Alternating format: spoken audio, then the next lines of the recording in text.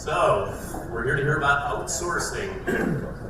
Some names you might remember: Allstate, Briggs & Stratton, Purdue University, Blue Cross Blue Shield of Minnesota, all outsourced. And as a matter of fact, before we meet again next year, some of you may be outsourced. In fact, that data that I showed the other day showed that approximately 1 in 4 implants has been approached by a facilities management or an outsourcing firm in the past 2 years. So it is something that you need to think about and be ready for, and that's what I'm hoping that we can give you here today, some information like that. Of course, we all see outsourcing as the enemy, but there are plenty out there who see it as a savior. So the original idea for this debate was to have one person argue for outsourcing and the other against outsourcing. However, as you probably well know, neither Barb nor Howie wants to be known as a pro-outsourcing person. And so we modified it a bit to present you with the same information. However, Barb Pellow is going to take the approach that this is what your bosses are hearing from these outsourcing providers, and then Howie's going to tell us here's what you need to do to prepare for this message being told to your supervisors. So I'm going to ask them both to come forward, and I'll kind of step out of the way and let things get moving. So Bob just highlighted, I think, a very interesting statistic. And what you've got is an environment where outsourcing is expected to grow in the next several years. And it's important that all of you focus on this topic. You know, I tell everybody, look to your left and look to your right. And what Bob indicated in the data that he just gathered is that 1 of 4 of you is going to be approached by an outsourcing provider in the next 24 months. And it's absolutely imperative that you think about what the pros and the cons are for outsourcing as you go forward, because you really want that implant to be a safe haven for your people and yourself. Now, if you want to switch to the next slide, Bob, there. Now, let's talk for a minute about what your bosses are hearing. And think about the publications that your bosses read day in and day out. It's the Wall Street Journal, it's Forbes. It's those types of publications that are touting on an ongoing basis the benefits of outsourcing. And so this slide represents a sampling of what they're reading every day about the value associated with outsourcing. In a recent Forbes article, Bain & Company talked about outsourcing, and they said that only 10 of 2,000 companies experience sustained growth. And they said the differentiator is that what they found was that the companies that had the ability to grow were those that outsourced non-strategic services. In a December Wall Street Journal article, it highlighted the fact that the most successful firms outsource. They rent workers. Gartner said that if you outsource document management, you're going to save between 9 and 13%. And in the last 6 months, every company that I've worked with in the implant space has had a PwC, Accenture, or McKinsey in there talking about the fact that regardless of the function, outsourcing will in fact save money and distill benefits. In parallel with that, what you're going to see is not just the big consulting firms, but the facilities management teams are coming into your organizations to talk about outsourcing. And what they're communicating to your bosses is that print volumes are declining. And with the fixed cost of that implant, your costs are actually going to go up. And what they're saying is when you combine the cost per unit increase because of decreased volumes and fixed costs, and the fact that you need to replace that aging equipment, it's going to become extremely hard to justify that implant operation. And oh, by the way, you want to move to digital communications because you'll save millions of dollars with what you aren't printing in both print and postage. Think about it, Mr. Customer. And oh, by the way, in parallel with that, that implant could be an impediment to you making that digital transition.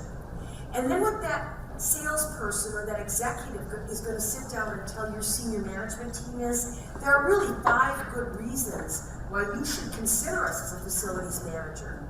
First of all, there is that trend toward digital. And oh, by the way, your print volumes are going down. Secondly, we're going to offer you a reduced cost for both print and delivery. Third, we'll give you access to all those emerging technologies, and we're going to help you. We're going to help you accelerate that digital transformation. And you know what? You'll have the ability to focus your human capital as well as your monetary capital on core businesses. And last but not least, we're going to give you a variable cost model, and that's going to optimize your spend across various types of print. So the simple message is, do what Peter Drucker said a long time ago. Do what you do best and outsource the rest. Do you remember when you were a kid and you went to your parents and you said something and they said, if it sounds too good to be true, it is too good to be true. And all those claims that you just heard are really too good to be true. Let me start with a very, very simple one. That Drucker quote, for example. Do what you do best and outsource the rest. What that says in essence is, do the work that sort of fits your company and outsource the rest. At the surface, that seems to make a lot of sense, right? Except that that shows a fundamental misunderstanding of how you operate printing and mailing operations. Because when you have large capital expenditure equipment, you have to keep it running. You have to utilize it as much as possible to achieve a cost per piece that is competitive with what it can be bought for on the outside. All of these consulting companies, all of these consultants that come in and talk about the benefits of outsourcing in FMs, they either don't understand the fundamental principles underlying printing and mailing, or they will twist the facts to make their case. So let me give you an example. Was Bob from Liberty. Bob from Liberty's right there. Talked to Bob yesterday. I said, hey Bob, how you doing? Haven't spoken to you in a while. I wrote a proposal for you. Haven't heard anything. Well, yeah, really sorry. Couldn't get back to you about your proposal. We had an FM come in. It was Donnelly. There was somebody at the C-level executive level that had Donnelly come in and do an assessment for us. I said, well, what's the outcome? I said, well, we're still live, but we've got these KPIs that they're telling us that we've got to meet. Well, okay, Donnelly's telling you you've got to meet these KPIs. What's the KPIs you've got to meet? 80% utilization. Bob, is that what you said to me? 80% utilization. Well, guess what? I've been a consultant for 30 years. I've been in a lot of companies. No company I've ever been in has achieved 80% utilization on their equipment. That is using data, misrepresenting data, to try to get people to achieve a goal that is absolutely impossible. You'll never achieve 80% utilization. So the fact of the matter is here that if it seems too good to be true, it really is too good to be true. Now let me take a step back and set the agenda or set the stage for what I think is important here today. We're going to talk today about how to defend your implant. And we're going to talk about one particular threat, which is again against the threat of outsourcing and facilities management, but that's only one type of threat. There's a lot of different threats that you could have to defend yourself against, right? Where is Dave from CCM? Dave? Where's Dave from CCM? So I walk into Dave's plant early this year, and I sit down with one of the presidents of his organization. And the president of his organization throws a piece of paper across the desk and circles a number, and he says, you see that number right there, that 28%?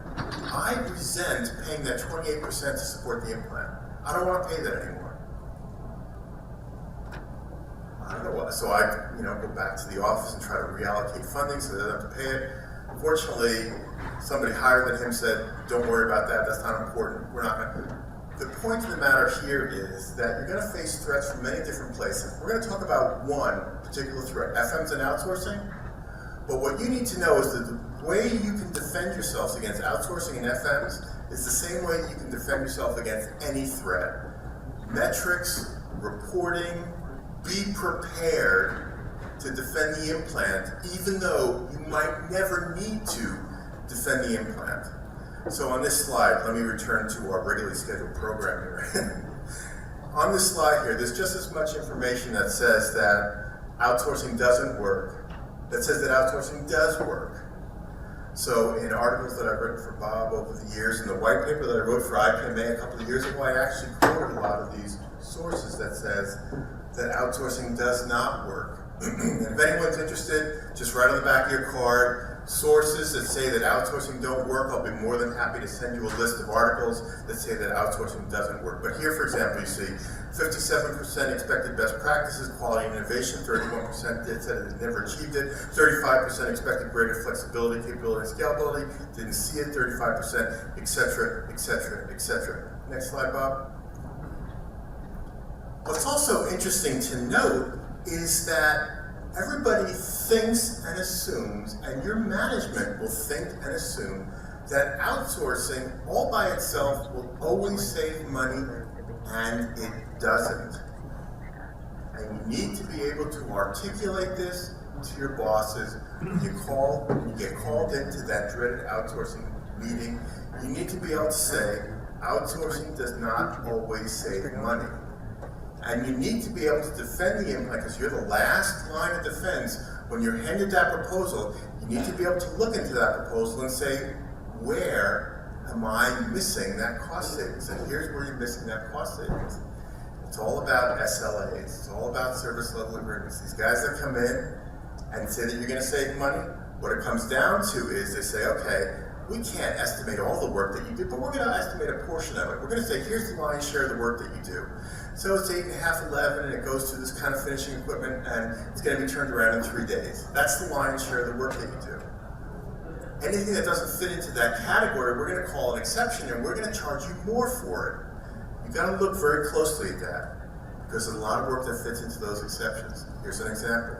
Doing a work for a client called Food Lion, grocery store chain on the East Coast. And do an analysis of how many exceptions occur in Food Lion. So they print the signage every week for all their food store chains. 279 exceptions, worth $500,000. Yeah, outsourcing looked really good, FM looked really good until you add that $500,000 worth of exceptions. That happens all the time. Here's a better example. Spent the last couple of weeks up at the University of Oregon, working with the Ducks, the Mighty Ducks. Did an analysis of 40 different price categories, and what we found is that 70% of those categories, they were actually more competitive. Why? Because of turnaround time. Most of the work that they did was overnight turnaround.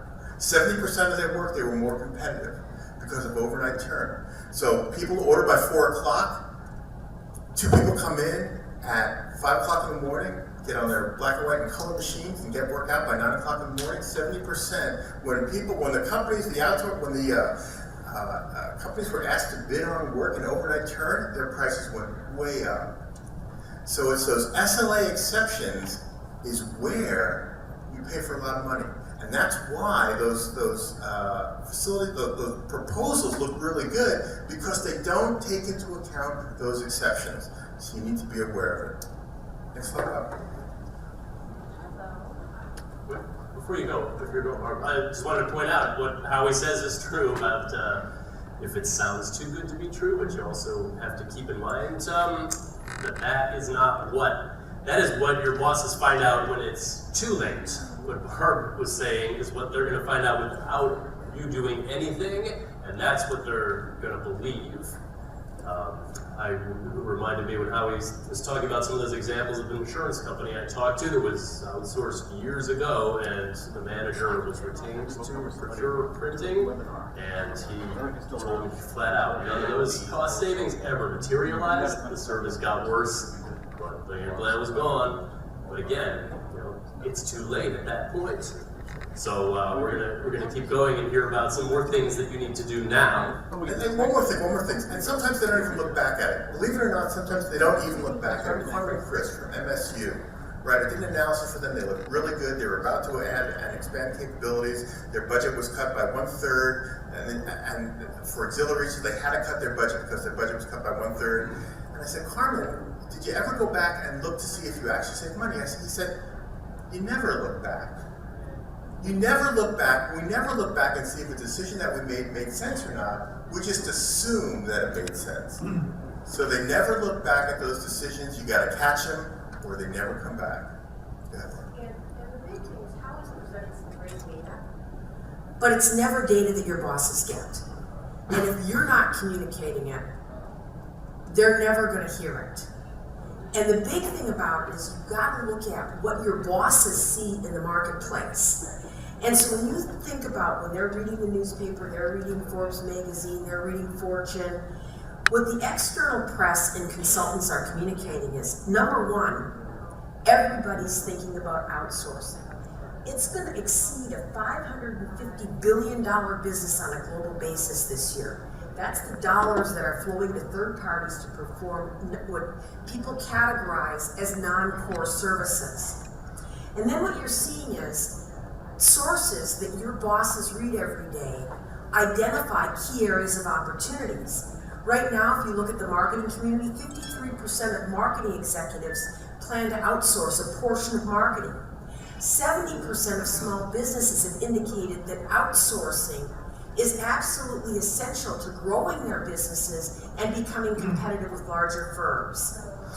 IBM, very trusted source, talked to about outsourcing. They said, hey, 27% of outsourcers are doing it to cut costs. 36% are saying it improves their ability to be more innovative in the marketplace. And another 37% are indicating that it's helping their ability to grow. And Michael Corbett and Associates, who supports the International Association of Outsourcing Professionals, found that 90% of firms view outsourcing as critical to growth strategies, and they're telling people in the marketplace that it's increased their productivity 100-fold. And those are the sources, what's touted in articles, and sources like the Wall Street Journal, Forbes, Fortune. And you've got to be very cognizant that that's what's out there. Next slide, Bob. Okay, that's good. So, here's something that I find really interesting. So I'm going to try to provide a lot of what I call anecdotal information, but I think it's really hard to argue with. So these FMs will come in and they'll say, we're going to save you a lot of money. Well, think about this. Just think about this for a second. A facilities management comes in to your facility and they're going to manage it. They're going to use, in many cases, the same exact equipment, same exact people, same exact electricity, same exact trucks, same exact parking lot, and they're going to be able to sell it for 20% less. How can they do that? How can they do that? There's only one way they can do that. They pay those people a lot less money. A lot less money. And they're saying that the quality is going to go up, the reliability is going to go up. Well, the fact of the matter is that the salaries go down almost 50%. The benefits package goes down almost 50%. The turnover increases significantly, and the number of mistakes goes up significantly. You don't have to believe me. Dave from CCM used to manage a facilities management before he managed an implant. Ask him about how much he paid his staff and how much his salary changed and how his turnover changed when he went from managing a facilities management facility to managing an implant. Now, it's true that oftentimes you get new equipment. So maybe you've got some old equipment. They come in with new digital presses and nice new Pitney Bowes mailing equipment. But also what they do is they want to bring more work in. They're going to insource. So they're going to bring a lot more work in. They'll say, oh, don't worry about it. We're just going to do this in the middle of the night when nobody's around. until somebody calls in because you got this $6 per hour person that's working there, and they call in the middle of the night, they don't show up. The next thing you know, at 9 o'clock the next day, they're still working on that job. So now your SLAs, which are supposed to be much better, are actually not better. So all these claims about better quality, less mistakes, better SLAs are actually not true. That's not going on.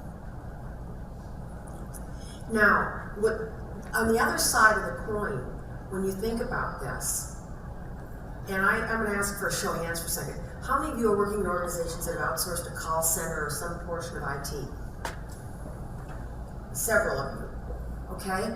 Now, you've got a senior executive staff that has experience, and in a lot of instances, by the way, it's positive experience with outsourcing everything from food services to some portion of IT, and you just happen to be next on the list. And what that outsourcing executive is hearing, and by the way, whether it's from McKinsey or an FM provider, is let's really have a heart-to-heart discussion about why you want to do this. First of all, it's really going to let you refocus in-house resources on the activities that are making you profitable, the activities that are driving your business. And it's going to let you emphasize those core processes that are absolutely essential to running your business day in and day out. Now, when we can hear back and forths about the concepts around resources, what it does do, and what they've experienced in other portions of their businesses, is it gives you access to world-class resources, and in a world that's migrating to digital, it gives you access to a much larger talent pool. And what you've got to look at is, number one, you don't have to invest your capital dollars, and you can still have access to the best document production technology.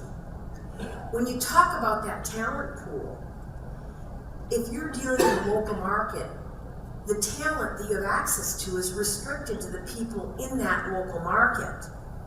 What outsourcing does is it gives you access to a larger talent pool, as well as, by the way, that facilities management provider can access and bring in specialized skills on a regular and an ongoing basis as needed.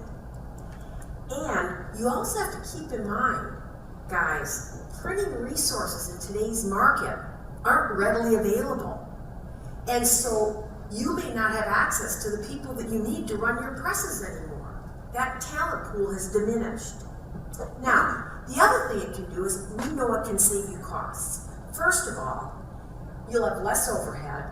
Secondly, you don't have to worry about hiring all those people. That's our specialty. You can bring in higher priced specialists only when needed. And oh, by the way, we'll do some of the production off-site so you can reduce your overall real estate costs. Next slide. Now, the other component is capital is scarce. You've got multiple competing needs for capital to drive your business. What you want that capital focused on is not buying printing presses that are not core.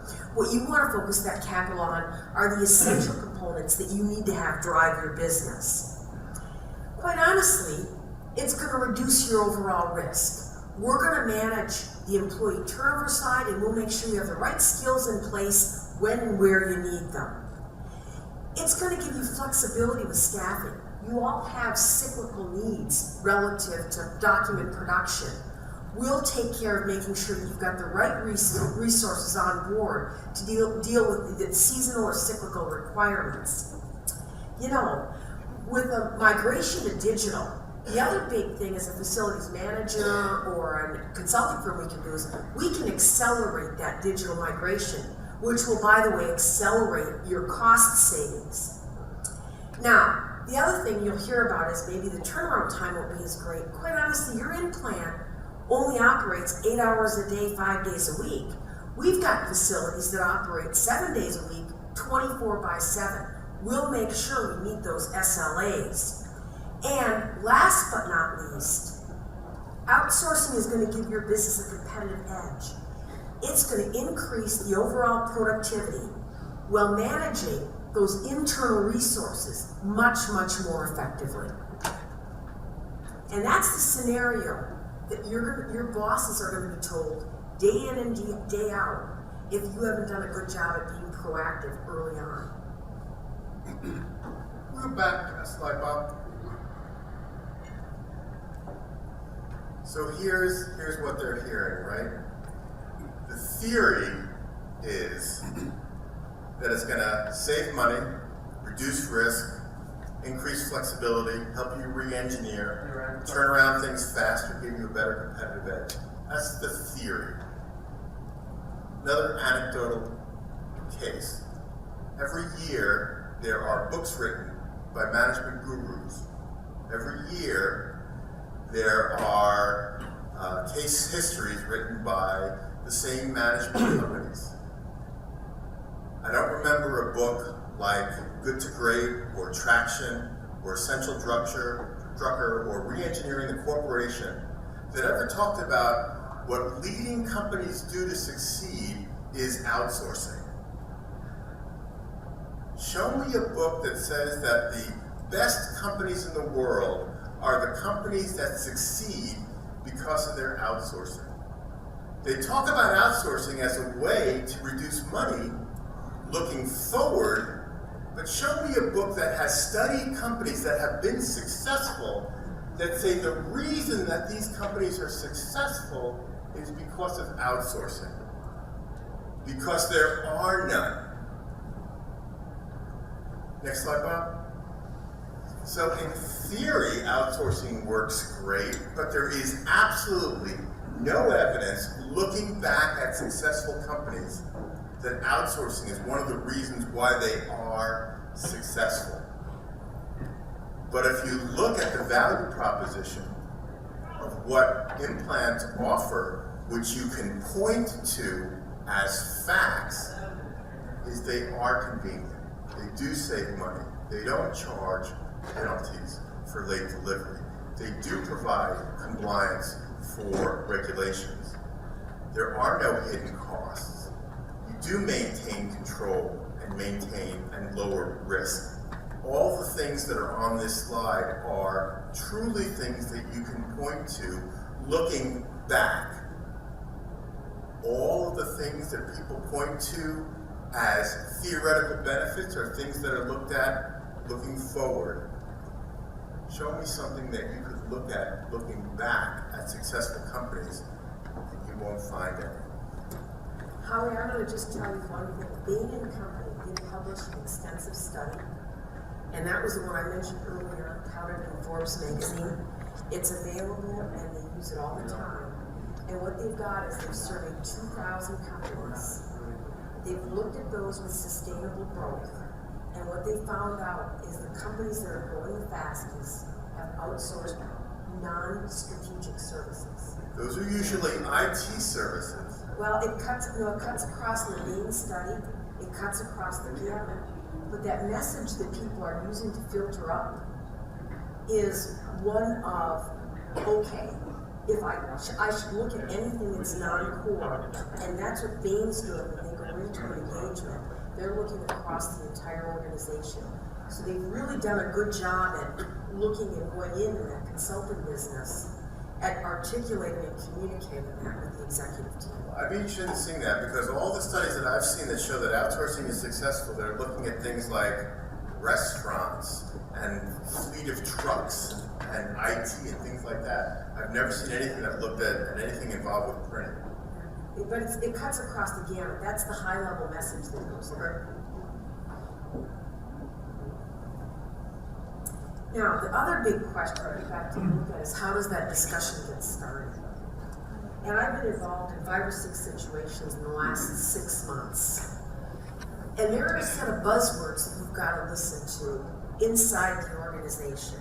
Somebody will say a consulting team is coming in, and they're going to help us with our business transformation strategy, business process outsourcing, customer communication management, enhancing digital services, user experience transformation, or operations transformation.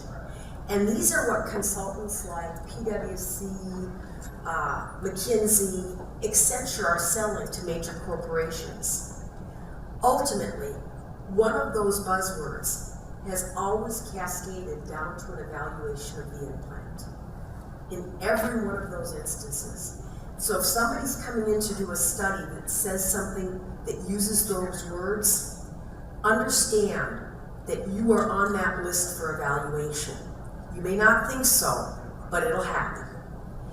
The other thing that we've seen in a lot of instances is when an implant goes in to do equipment upgrades, and there's a substantial capital request on the table. What happens is you'll find that if you're in an environment where you've got competing capital acquisition costs, it will cause that senior executive to think twice about, do I really want to have this internally? So you have to have done a great job at the justification side. They'll continue to look at the cost structure. What you're going to need to look at is, how do I continually communicate that if my cost structure is going up a bit, it still means that I'm better than any competing alternative in the marketplace. The other reason that we've seen outsourcing take hold is a management change.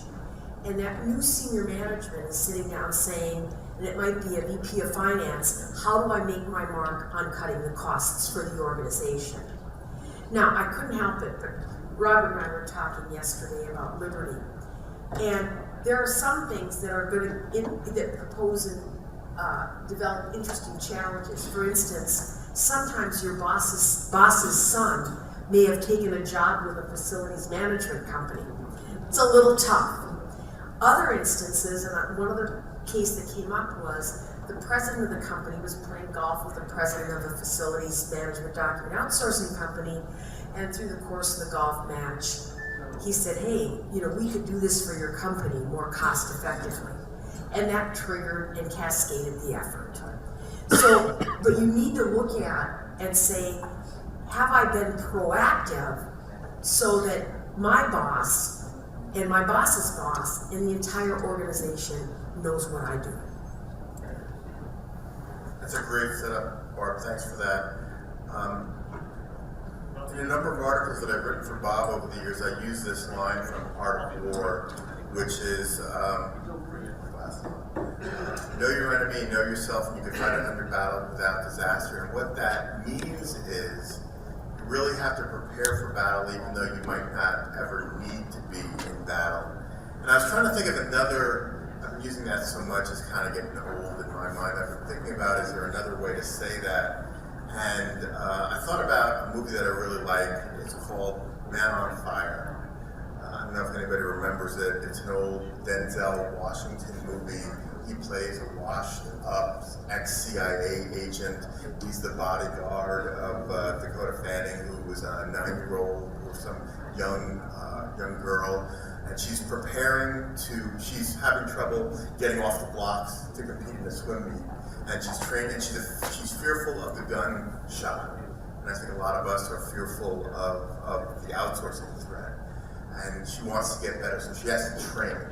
She's going through this training, she's getting better and better prepared. And I think one of the things that makes this analogy work for me is throughout this training, he's constantly saying to Pita, her name is Pita, Pita, are you trained or untrained? And she's constantly saying, I'm trained, I want to be trained. So I think what you really want to think about as you go through as an implant manager, and you go through all the training that you do, and IPMA offers some of the best training you can possibly get. When you think about your training, you really need to be trained on how to defend your implant. And how you need to be trained includes, can you rebuff an approach by a facilities management or an outsourcing company? Are you prepared? Do you have mechanisms in place that measure your progress, that show that you're improving? So when someone says your customer service isn't any good, that we've got proof our customer service is actually pretty good. When someone says your SLAs aren't that good, no, we've got evidence that our SLAs are actually pretty good. when someone says you're not aligned with the core competencies of the organization, no, we've got proof that our core competencies are aligned with the organization. Next slide, Bob. So you really want to, again, getting back to the John Creasy, trained or untrained. And my recommendation to you is think about it. You're all going to be, and I'm sure if we had time, we went around the room and I asked people to raise their hands. I'm sure a lot of people would raise their hands and say, I've already had that inevitable conversation, that outsourcing conversation, where you get called into your manager's office out of the clear blue sky, and they say to you, we've been approached by a facilities management or an outsourcing company, and we're actually entertaining that possibility. And I want you to take a look at this proposal, and you're the last line of defense. Can you defend your implant? Do you have metrics to say that these things aren't true or that you can do it better? And I know that happens because right after the inevitable outsourcing conversation is the inevitable phone call to somebody, oftentimes somebody like me. And I've gotten those phone calls. I remember the last phone call that I got. It was right before the first Inkjet Summit. I just landed in Orlando, Florida. I was going through the toll booths. I got a call from Nick Vaca, who was the manager of Roche Pharmaceuticals, and he was so upset and yelling so hard. I said, Nick, wait, I'm going through the toll booth. I said, Nick, let me go through this toll booth and pull over to the side of the road to talk to him because he was so upset. Roche had just merged with another pharmaceutical company, and he was told that one of the two were going to close. And I said, are you prepared? And he goes, no, I'm not prepared. I've not done anything. You don't want to be in that position. Trained or untrained. You want to be trained. You want to be prepared for that conversation. If you haven't had that conversation, think that you will have that conversation and prepare for that conversation. You need to be prepared to defend these 4 points. You're losing money or your prices are too high. Print or mail are not your core competencies. Your customers are unhappy. Printing is not strategically aligned with your mission. You need to practice that. One of the things that I recommend that IPMA do, if they're not already doing it, that should be one of the breakout sessions. There should be 4 case histories in a breakout session. You should break up into groups, and you should all 4 defend one of those points. Because sooner or later, you're going to have to. Next slide, Bob.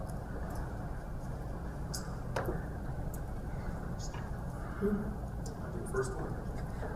So, you heard some good points up here from both sides, and you were probably depressed for a while and then really happy.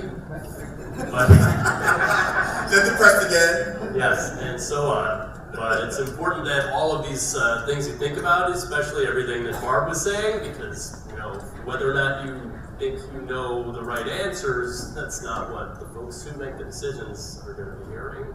So we came up with some ideas, some ways to avoid the outsourcing discussion.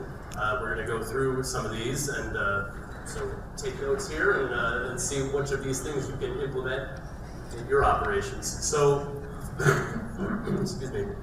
I've done a lot of stories on innovative implants, and this one in particular seems to underline the point about understanding, the company's business and looking for new ways to bring in business. This is a shot from Schneider Electric, an implant down in the Nashville area. They had started their implant because they thought they could save money over what they were paying to Donnelly for these black and white manuals. So it was black and white manuals, that was all they were printing. And the manager continued to market and look for new things. He talked to everybody in the company to find out what they needed, and he got these other ideas. Somebody needed labels printed for all of their electronic products, so he took that on and got the label printer. They went into, they added color, they started doing additional things. He heard from staff that when they go to these meetings that they don't have, they wish they had all these materials like the tape or the pens and everything. So he decided he would just put together these meetings in a box so that when you're having a meeting, he would just ship out all this stuff and it had everything that you needed to put on your sales meeting. It's just an innovative idea. But because he did these things, he got more and more attention, more and more business. He got wide format. People started doing that. eventually they outgrew their facility, and the company thought so highly of them that they moved them into a brand new facility with lots of space. I was there, it's very impressive. And they're getting a flatbed now to continue doing wide format. So, the point is, they started very small. They looked for new things to do. They continue to add, and they have grown, and it's a great success story. The next one you've got to look at is your job as education of senior management. And you have to take that very, very seriously. One of the best examples is to continue, not after an outsourcing provider is in the door, but before that ever happens, continually educate your management on the value that you deliver. One of my favorite examples is a company called Lennox Industries. And they're a smaller company, they do HVAC equipment. And yeah, they've had digital equipment for a while, but what they did is they took a leadership posture to educate management on the fact that they were producing all the training materials, training documentation, and equipment documentation on demand. And oh, by the way, the result of that was that they were saving the company more than $200,000. The second thing that they did is they brought in a digital color device. What they did is they compared, after 6 months, the value that they delivered. And what they've done is they saved the organization more than $100,000 in terms of externally sourcing that color print. Now, management won't know that value unless you continually, and I underline continually, tell them that. The big thing that the implant manager, Robert Hutchinson, said is, overall what's happened is, by communicating, by sharing, what's happened is it's increased the overall reliance on the implant. When I think about the threats to implants, and I mentioned them just a second ago, your customers are unhappy, your prices are too high, it's not your core competency. The one that I hear most, and the one that, if you look at market research from companies like InfoTrends, the one that always is at the top of the list is cost competitiveness. I think cost competitiveness, and we were talking about this, Chris, yesterday in the manufacturing implant breakout session. I think the one that resonates the most with management is cost competitiveness. I think the cost competitiveness moving forward may be the next key performance indicator. How do you evaluate your performance? What's going to be a good evaluation of your productivity? I think, believe it or not, that cost competitiveness might be the next key performance indicator. And I think that for all of us to really demonstrate our effectiveness, we've got to regularly prove our cost competitiveness. And I've been looking at this for about 5 years now, looking for sort of the next generation benchmark. We've got sales per employee ratio, we've got, what's the other one? Payrolls, percentage of value. Those are the two standard benchmarks that we look at. I think the next one may be price competitiveness. So if you look at a matrix like I talked about before with the University of Oregon, where we looked at 40 products, they were like at 70%. And I consider that pretty good, actually. 70% of their products were price competitive. I would consider, and again, I'm playing with these numbers, I'm not sure if they're right, about 80% to be world-class, 60% to be industry standard, 40% to be laggard status. You need to be looking at that, and you need to be improving that. And when people say, well, how can I improve that? Well, first of all, we'll talk about that later this afternoon. If anyone wants to come to my seminar, we're going to talk about that. But you can move away from a cost-based model. Cost-based models are out of date. You don't have to price based on cost-based models. You can move to a value-based model where everybody gets killed is on the commodity products. Drop your prices on commodity products, charge more for value-added products, then you will improve your cost competitiveness. You can move from not being very competitive to being very competitive simply by changing your cost model.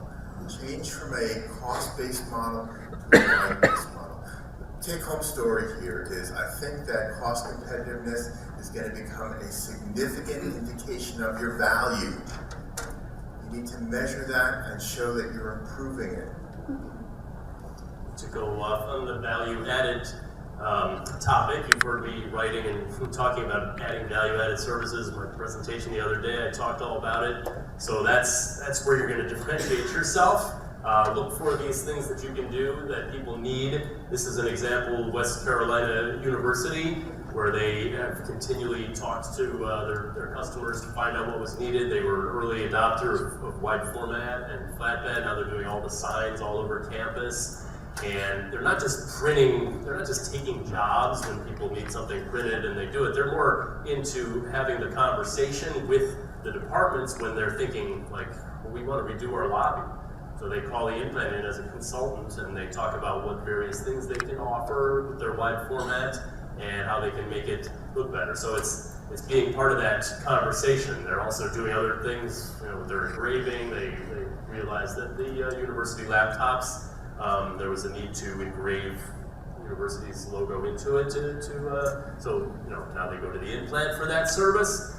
And it's important to do this because nobody goes anywhere else. They don't even think of going anywhere else than to the implant.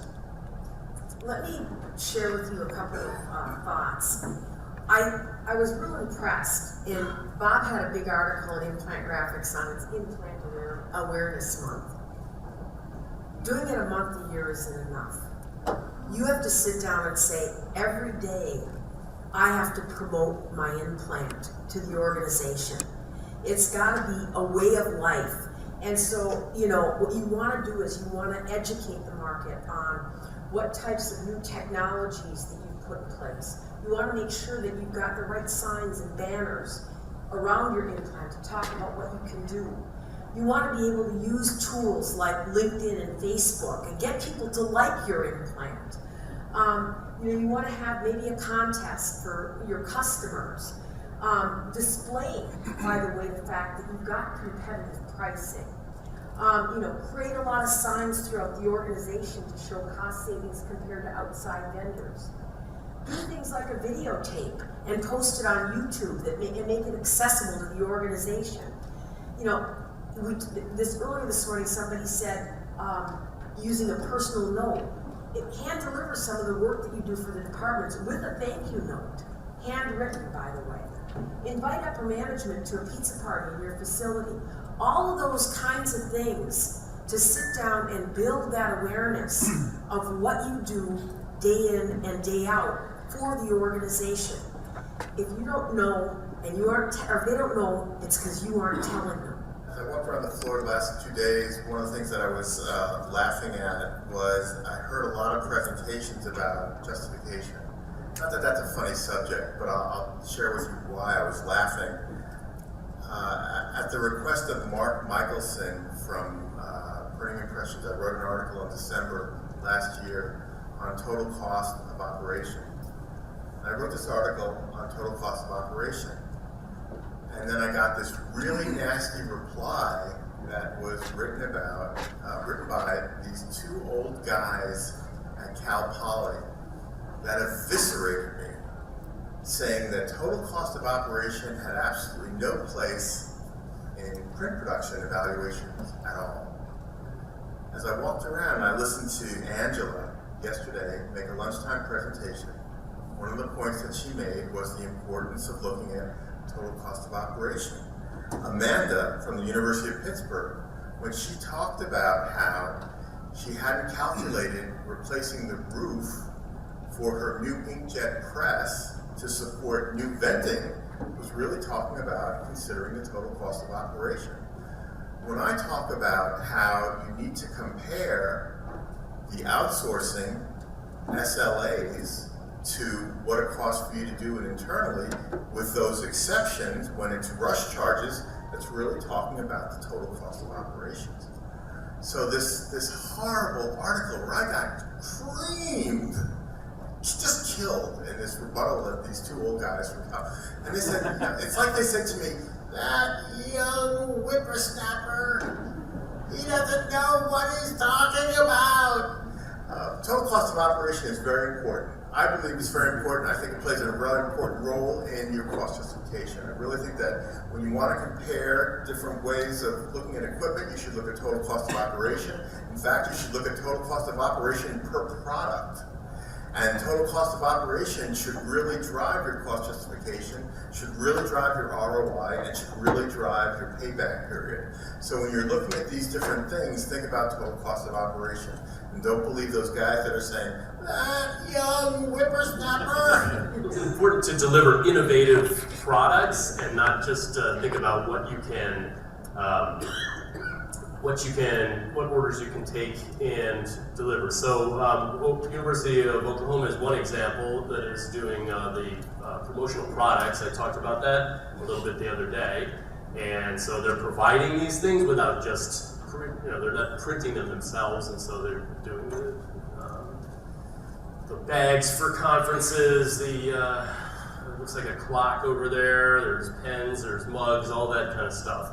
And it's just, everybody who needs those things for their meetings has to go through the implants. There are a number of them doing that. I mentioned when I was at Penn State how they use that as kind of a way to attract business. People see these things and they think, oh, they can do that, and then they end up coming in and seeing posters and ordering those. But the laser engraving, that's something that OU is doing as well. We just did a story on their contour cutting operation, how they're coming up with new products using that, wide format, etc. So think about what kind of innovative products you can offer that people at your organization need. The next thing, and we're seeing a lot of this in the marketplace in the survey that Bob just did, is that 57.5% of implants surveyed have insourced something. And what you're seeing is, and a lot of the universities and the school districts are taking work from other educational institutions. State governments like Denver are doing work for all the municipalities. You see nonprofits in your local market as a good source of volume. And in these implants that are doing insourcing, it's averaging about 11.3% of their revenue. Now, what happens is I can take that and I can utilize that to fund new equipment, additional employees, it helps with cyclical work, or I can actually, in some instances, return a profit to the parent company. But see if that's something that your charter for your implant will in fact let you do, because there is opportunity in the external market. I'm not sure what's next, Bob, so we're just bringing it. I don't want to open it to questions and answers, we're out of time. But I'm going to just talk about one thing real quickly and then we'll wrap. But the other component, and I just got done doing a study with a large implant, was that implant had surveyed their end users on a regular basis. So when we walked in a justification perspective, what they did is they had feedback from all of their user departments relative to what user departments liked, what they didn't like, and areas for improvement. My message to all of you is if you aren't surveying your end user departments, you should be. They'll give you great feedback, and oh, by the way, you'll also be able to glean what new products and services they might be interested in to help you expand. So make sure you're doing that on a regular basis.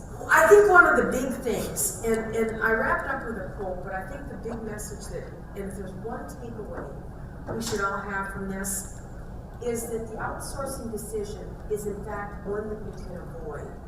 And it's one of my favorite quotes, but it says the most important thing you can do in a highly competitive environment is action.